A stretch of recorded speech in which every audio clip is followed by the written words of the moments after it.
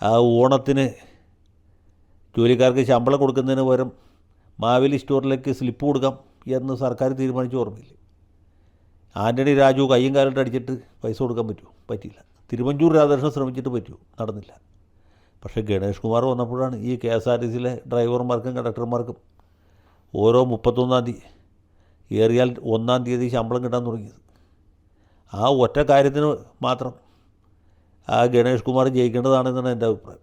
ഏതായാലും ഈ തെരഞ്ഞെടുപ്പിൽ ആര് ജയിക്കും ആര് തോൽക്കും എന്ന് ഈ വൈകിയ വേളയിൽ ഒരു പ്രവചനം നടത്താൻ ഞാൻ ആഗ്രഹിക്കുന്നില്ല.